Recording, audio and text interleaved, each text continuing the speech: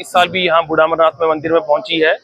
तो परंपरा के जो जैसे भी पूजा पाठ छड़ी का होता है, छड़ी पूजन होता है, छड़ी को गार्ड ऑफ ऑनर दिया जाता है। उसके बाद छड़ी जो है बाबा बूढ़ा अमरनाथ जी के मंदिर के अंदर 3 दिन तक रहती है। तो वो 3 दिन तक अब यहाँ पे हम दर्शन करेंगे छड़ी के बाबा बूढ़ा अमरनाथ जी के साथ। और फिर 29 को छड़ी सुबह स्वामी जी जिस टाइम बताएंगे कि किस टाइम वापस आनी है, तो उस टाइम वापस आएगी फिर दशनामी अखाड़ा पुंछ के लिए। कितनी भीड़ रही है, किस तरह का? देखिए, आज सुबह से लेकर अभी तक हमारे पास कोई 20-25 हज़ार यात्रियों ने दर्शन किए हैं। और छड़ी आने के बाद भी लगातार यात्री चल रहे हैं। नीचे मिलादुल नबी का जुलूस भी था, तो उसके जुलूस के चलते चलते भी यात्री आते जाते रह रहे हैं। तो 20-25 हज़ार यात्रियों ने दर्शन किए हैं। तो यहाँ पे मेला भी रहेगा?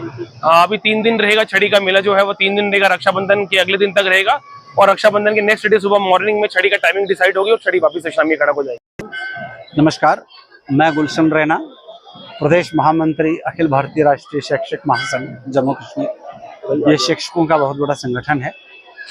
मैं तकरीबन जो है हर वर्ष यहाँ पे बाबा बूढ़ा अमरनाथ जी के दर्शन करने का सौभाग्य मिलता है। तो ये दूसरी बार है कि इस बार छड़ी यात्रा में यहाँ पे हमें सम्मिलित होने का अवसर प्राप्त हुआ।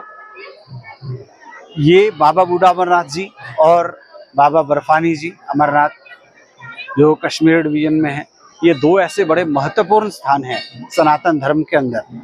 यहाँ पे बहुत ज़्यादा आस्था है सनातन प्रेमियों की।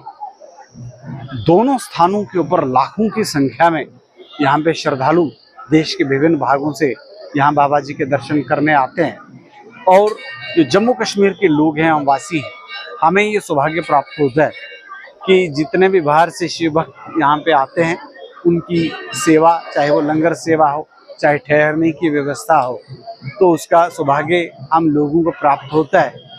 और विशेषकर पुंछ और राजौरी जो है, ये इनका बहुत बड़ा सौभाग्य है कि ये स्थान यहाँ पे है।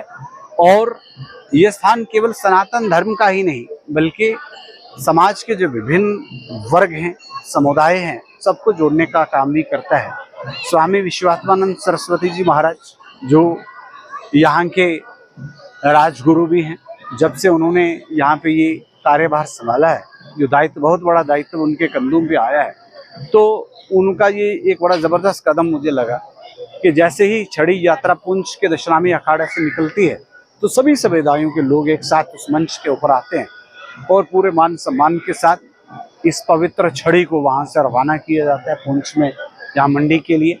और यहाँ पे पूजा अर्चना के बाद रक्षाबंधन की नेक्स्ट डे वापस दशनामी अखाड़े में ये छड़ी वहाँ पे पहुँचाई जाती है पूरे मान सम्मान के साथ। तो मैं समझता हूँ कि ये बहुत बड़ा हमारा सौभाग्य है कि ये स्थान यहाँ पे है। मैंने यहाँ पे आए सभी लोग यहाँ पे प्रार्थना करते हैं पूरे देश के लिए कि हमारा देश आगे बढ़े, देश में किसी प्रकार की समस्याएं ना हो।